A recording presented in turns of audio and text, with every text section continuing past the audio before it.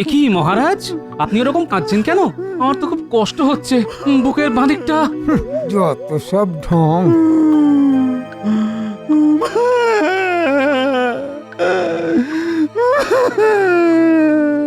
ও মহারাজ, বলুন আপনার কি হয়েছে? বলুন বলুন মহারাজ বলুন, কেউ আপনাকে শাসিয়েছে? একবার শুধু আমাকে বলুন, আমি টুক করে গিয়ে চুপ করে ওর গলাটা কেটে নিয়ে আসছি। তখন থেকে কেঁদে চলেছেন। মহারাজের খুব কষ্ট, কান্না যে কি কারণ বুঝতে পারি না স্পষ্ট। মহারাজ বলে ফেলুন, আমি আপনার পাশে আছি, বলে ফেলুন।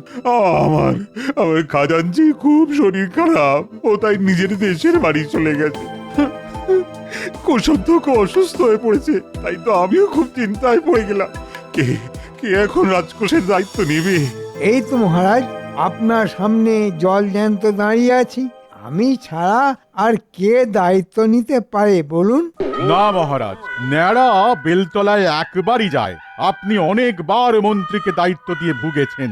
ওর হাতে টাকা পয়সার হিসেব তুলে দিলে সর্বনাশ হয়ে যাবে। ওর বুদ্ধি নিয়ে আমার কিন্তু খুব সন্দেহ আছে মহারাজ। কেন জ্যোতিষী, তুমি কি ভাবছো তোমার কাঁধে দায়িত্ব তুলে দেওয়া হবে নাকি? হ্যাঁ, না না মহারাজ, ওই মন্ত্রীকে এই দায়িত্ব দেওয়া একদম ঠিক হবে না। মন্ত্রীকে দায়িত্ব দিলে উল্টে আপনি নিজেই বিপদে পড়বেন। তা তা তোমরা ঠিকই বলেছ, কিন্তু কয়েকদিনের জন্য তো কাউকে চাই। সে কে হবে? রাজকোষের দায়িত্ব বলে কথা, পুরো রাজ্যের সম্পদ। মহারাজ, আমার মতে এই সভায় বেশ পুরনো এবং বিশ্বস্ত লোক হলো গোপাল। তার বুদ্ধির কোনো তুলনাই নেই। হ্যাঁ, আমার মনে হয় তাকেই এই দায়িত্ব দেওয়া হোক। হ্যাঁ, সর্বনাশ হয়ে যাবে। বেটা গোমুখু ও সামলাবে রাজকোষ, সব টাকা লুটপাট হয়ে যাবে। না মন্ত্রী, এটা তুমি ঠিক বলছো না। গোপাল হিসেব রাখতে জানে না এমনটা কিন্তু মোটেই নয়। গোপাল যা কিপটে আর হিসেবি, সেটা গোপালের গিন্নি বেশ ভালো করেই জানে। হিসেব করে করেই তো গোপালের অর্ধেকটা জীবন কেটে গেল। হ্যাঁ, এটা আমার গিন্নিও বলে। মহারাজ, আপনি একটু ভেবে দেখুন, গোপালের পেটে বিদ্যে বুদ্ধি তো অত নেই, তাও আপনি ওকে দায়িত্ব দেবেন? তুমি অত ভেবো না বৈদ্য, তাহলে আবার তোমার পেটের রোগ হবে। ঠিক আছে, তাহলে আমি গোপালকে এই পদে অস্থায়ীভাবে বসালাম। এই নাও গোপাল, এদিকে এসো, এদিকে এসো।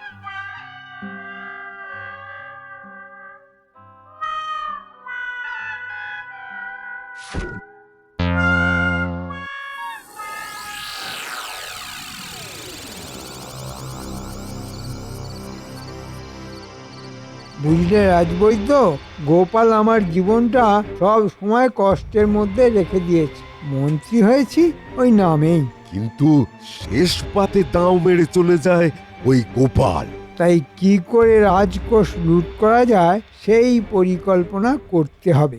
একদম ঠিক বলেছেন, মারিত গন্ডার আর লুটিত ভান্ডার। একবার যদি কায়দা করে রাজকোষ ফাঁকা করা যায়, তাহলে গোপালকে গারদে ভরা যাবে আর আমার ফায়দা হবে। তোমাকেও ভাগ দেব, চিন্তা নেই। কিন্তু আমার মতে এই কাজ একরকম অসম্ভব। এত প্রহরী ডিঙিয়ে কি করে রাজকোষে ঢোকা যাবে? শোনো, গোপাল যখন দায়িত্ব নিয়েছে, তখন একমাত্র গোপালই ঢুকতে পারবে রাজকোষের ঘরে। তাহলে কি করে ভান্ডার লুটবেন মন্ত্রী মশাই? কেন নকল গোপাল কাউকে সাজাতে হবে? এই রাজ্যে বা পাশাপাশি রাজ্যে গোপালের মতো দেখতে কাউকে পাওয়া যাবে না? বা বেশ ভালো বলেছেন তো। তা তোমার কি এরকম কাউকে চেনা আছে নাকি বৈদ্য? তুমি তো অনেক দূর দূর রুগী দেখতে যাও। দেখুন, আমি একজনকে চিনি।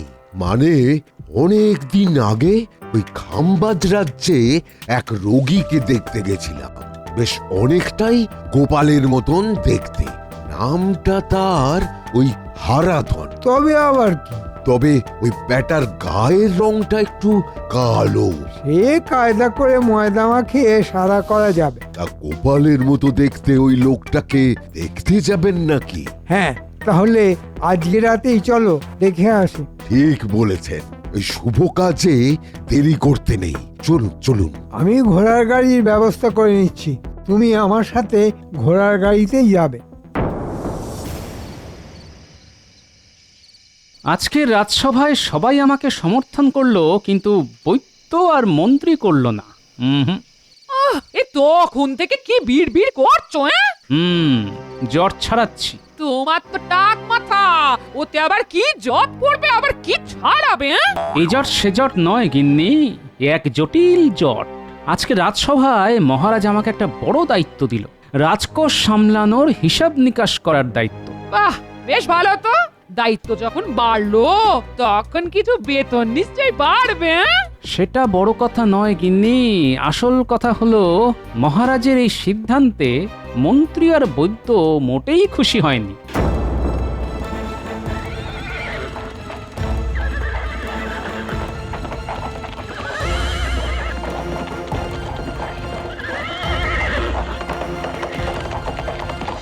তাহলে আর কি, ওরা তোমায় ছাড়বে না, কিছু একটা করবে ওরা।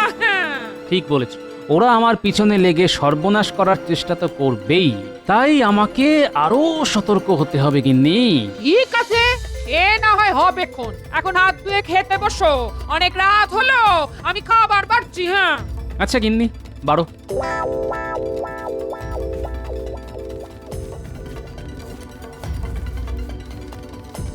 আরে কৃষ্ণনগরের বৈদ্যমশাই আপনি? হ্যাঁ, আমার বাড়িতে কি সৌভাগ্য। হ্যাঁ, ওই একটা দরকারে এসেছি। কি দরকার বলুন না। আপনি আমার সেবারে প্রাণ বাঁচিয়েছিলেন, নইলে হাঁপানি রোগেই মরে যেতাম। সেই জন্যেই তোমাকে একটা কাজ করতে হবে, আর তার জন্যে তোমাকে বেশ টাকা পয়সা দেব। শোনো,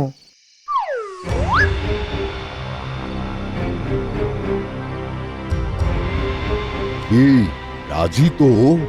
একেবারে গোপালের বিরুদ্ধে? আচ্ছা, আপনারা এত করে বলছেন যখন, রাজি। ঠিক আছে, তোমাকে আমরা একেবারে সাজিয়ে গুছিয়ে নেব, তোমার কোনো চিন্তা নেই। দেখো বাবা হারাধন, তুমি আমাদের সাথে চলো, তুমি এখন আমাদের ভরসা।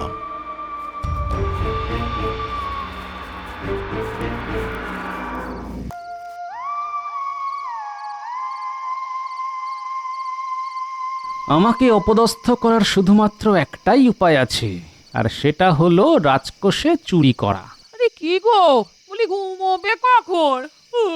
বলি রাত পেরিয়ে ভোর হলে নাকি? আহ গিন্নি, তুমি তো মন্ত্রীকে চেনো না। আমি তোমার সাথে যেমন ঘর সংসার করি, ওর সাথেও রাজসভায় সংসার করি। সে তুমি যা খুশি করো গিয়ে, শুধু বীর যা করার মনে মনে করো, আমাকে শান্তিতে ঘুমোতে দাও, তাহলেই হবে। ঠিক আছে, মন্ত্রী নিজের মতো নেগোক, মন্ত্রীকে বাধা দেওয়া যাবে না, হাতে নাতে ধরতে হবে। কিন্তু কি করে কি করে কি করে কি কি কি পেয়েছি।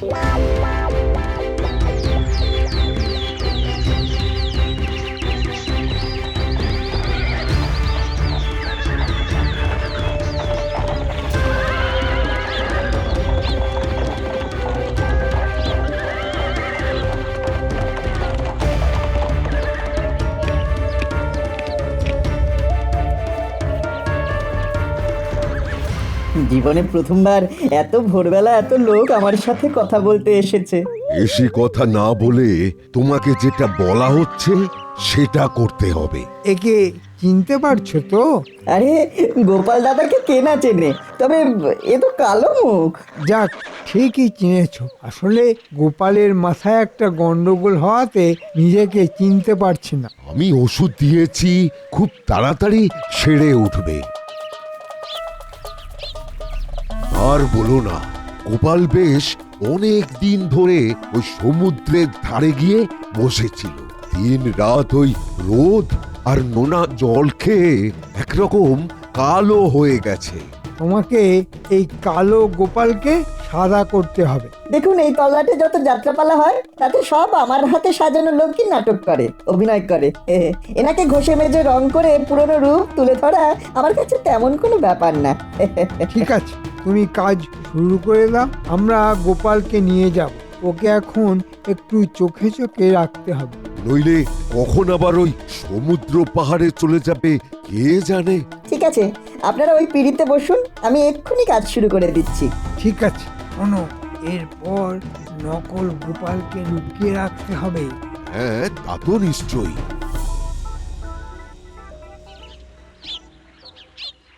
গিন্নি এলাম। হ্যাঁ, সব বাজার নিয়ে এসো কিন্তু দাম শুনে আবার ভুলে যেও না যেন। হ্যাঁ, আরে না না,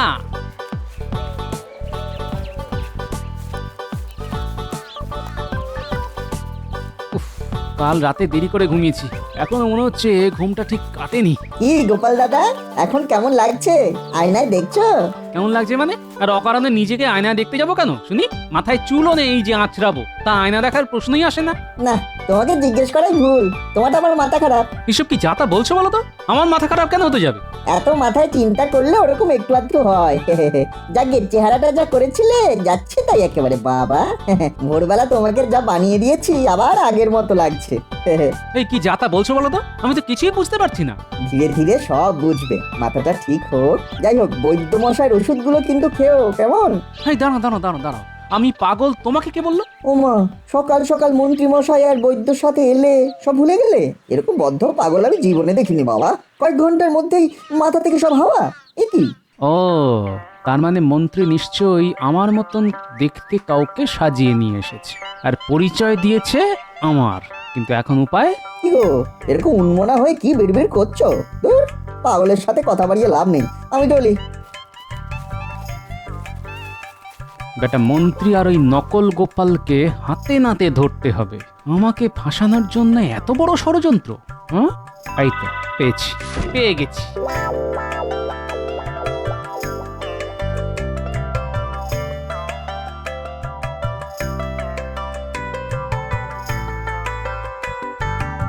শোনো প্রহরীগণ, আজকে আমি এই কোষাগারেই থাকবো। কিন্তু আমাদের তো একটু পরেই আজকে সকালের পাহারার সময় শেষ হয়ে যাবে, আবার খেয়ে দিয়ে দুপুরে আসবো। হ্যাঁ হ্যাঁ, তোমরা চলে যেও, আমি এই ঘরেই থাকবো। অনেক হিসেবপত্র বাকি আছে, বুঝলে? আচ্ছা। আর হ্যাঁ শোনো, মাঝে মধ্যে প্রকৃতির ডাক এলে আমি আসবো যাব, তখন আর মুদ্রা দেখতে চেও না কিন্তু। আচ্ছা গোপাল দাদা, তোমার কাছে কি আর বারবার প্রমাণ চাইবো? ঠিক আছে ঠিক আছে, আমি ভিতরে গেলাম।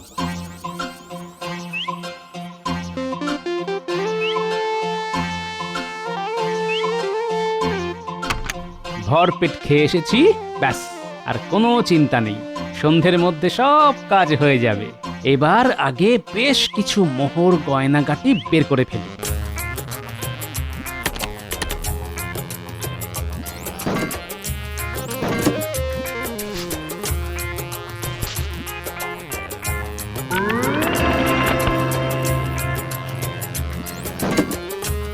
এবার শুধু ভূষকালি মাটির ওপর সিন্দুকের চারিদিকে ছড়িয়ে দিই ভালো করে।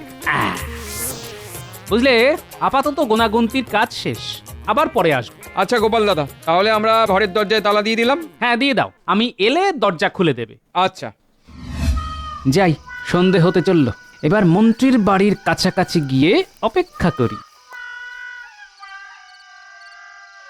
বাবা, মন্ত্রী মশাইয়ের তো কোনো সাড়া শব্দই নেই।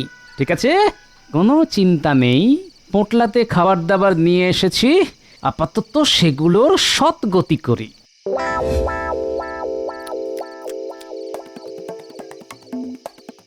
দেখো হারাধন, যেরকম বললাম সেরকম পারবে তো? হ্যাঁ মন্ত্রী মশাই, পারবো। এই নাও, এটা হলো সিন্দুকের চাবির নকল। বাবা বাবা বাবা, এটা আপনি কিভাবে পেলেন? অনেকদিন আগে মহারাজ ঘুমানোর সময় এই চাবির ছাপ সাবানে তুলে রেখেছিলাম, কিন্তু চুরি করতে গিয়ে হাতে নাতে ধরা পড়ি, তাই আর চেষ্টা করিনি। বেশ, এবার তো আর কোনো চিন্তা নেই। চুরির মাল পাবেন আপনি, আর দোষ হবে ওই গোপালের। সিন্দুকের চাবি না হয় হলো, কিন্তু ওই দরজার চাবি তো প্রহরীর টেকে থাকে, আর ওই দরজা খোলার জন্য লাগবে মহারাজের গোপালকে দেওয়া বিশেষ মোহর। তার জন্যেও আলাদা ব্যবস্থা আছে। এই যে এই বোতলে একটা রাসায়নিক আছে, এর থেকে কিছুটা নিয়ে একটা কাপড়ে মিশিয়ে কাপড়টা যার নাকে চেপে ধরবে সেই কয়েক ঘন্টার জন্যে অজ্ঞান হয়ে যাবে। হারাধনকেও তাই করতে হবে। কি হারাধন, পারবে তো? নিশ্চয়ই পারবো, আপনাদের কোনো চিন্তার ব্যাপারই নেই। আর যদি দরজার চাবি না চাইতেই দিয়ে দেয় তো ভালো, নাহলে এই অজ্ঞান করার কাজই করতে হবে। কারণ একটা কথা মনে রাখতে হবে, তোমার রূপ একরকম হলেও গলার আওয়াজ আলাদা। তাহলে আর কি, অনেক রাত হলো, এবার এবার বেরিয়ে পড়ো। কাজ সেরে আমার বাড়িতেই আসবে। আমিও এখানেই আছি, একেবারে ভাগ বুঝে নিয়ে সকালেই বাড়ি যাব। যাও তাহলে।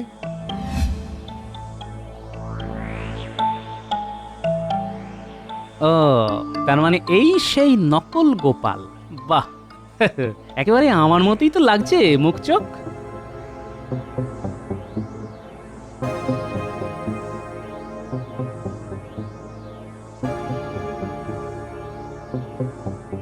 কি গোপাল দাদা, এত রাতে কাজ করতে চলে এলে? হুম যাও তাহলে, আর কি গোনাগুন্তির কাজ করো। বাবা, এ তো দারুণ ব্যাপার বটে। আমার কাছে মুদ্রাও দেখতে চাইলো না। যাকে আমি আমার কাজ করি।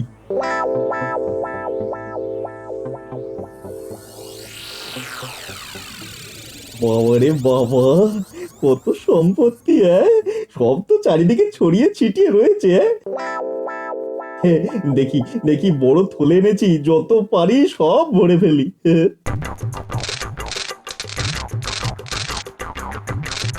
হাত পা কেমন একটা চ্যাট চ্যাট করছে, অল্প আলোতে বুঝতেও তো পারছি না। যা পারছি তুলে নি। আরে সাবাস, সিন্দুক তো খোলাই আছে। সিন্দুক থেকেও যতটা পারি সরিয়ে ফেলি।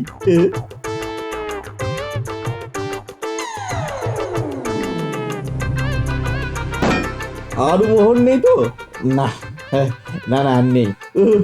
একেবারে সব গুছিয়ে নিয়েছি। এখন এখন মানে মানে কেটে পড়ি মন্ত্রী মশাইয়ের বাড়িতে।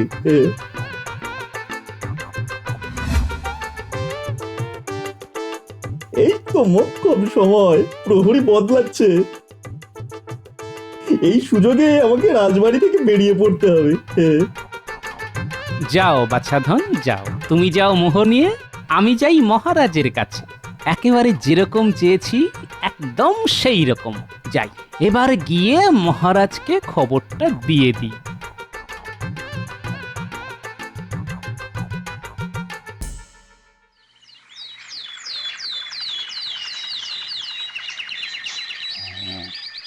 মহারাজ, মহারাজ, মহারাজ, মহারাজ, মহারাজ উঠুন, গোপাল আপনাকে ডাকছে মনে হয়। উঠুন মহারাজ। কি কি কি কি গোপাল, কই কই দেখি। মহারাজ, মহারাজ, আসছি আসছি। এ কি গোপাল, তুমি এত ভোরবেলা? কোনো অঘটন ঘটলো না তো? অঘটন বলে অঘটন, অঘটনের ঘন ঘটা যাকে বলে।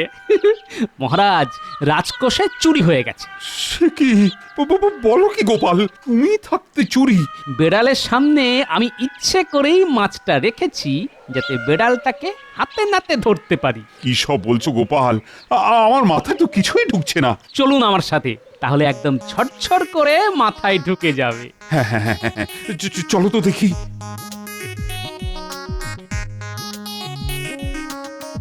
এই দেখুন মহারাজ, পায়ের ছাপ।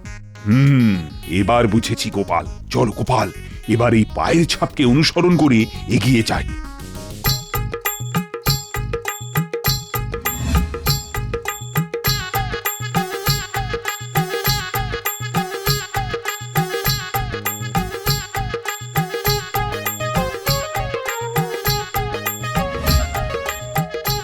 কি ছাপটা মন্ত্রীর বাড়ির এখানে এসে মিলিয়ে গেল কেন?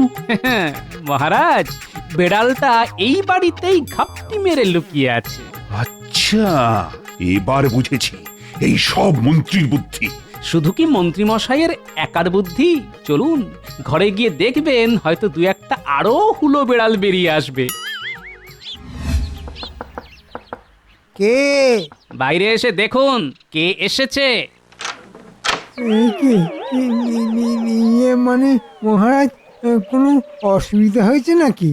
মানে আমাকে ডেকে পাঠাতেন, আমি চলে যেতাম। আপনি কষ্ট করে আসতে গেলেন কেন? হ্যাঁ, একেবারে নিয়ে যাবার জন্যই আসলাম। হ্যাঁ, মহারাজ আবার সব জেনে গেল নাকি? না মানে আমি বুঝলাম না মহারাজ। মহারাজ সব বুঝিয়ে দেবেন আপনাকে, কষ্ট করে একটু অপেক্ষা করুন। কথায় আছে না, অপেক্ষার ফল মিষ্টি হয়। তুরি আপনার তেতো হবে। মন্ত্রী, আমি তোমার বাড়ির ভেতরে তল্লাশি নেব। না মানে মহারাজ, তুমি তল্লাশি নিতে দেবে নাকি তোমার বাড়ি ঘর ভাঙবো আমি? আচ্ছা, রাজবৈদ্য মশাইও আছেন, আবার অন্য গোপাল জোগাড় করেছেন তোমরা। বাহ বাহ বাহ, কিন্তু এত কিছু করেও তো তোমাদের বুদ্ধি কাজে দিল না। ভেবেছিলে গোপালকে চোর বানাবে, কিন্তু সেগুড়ে তো বালি।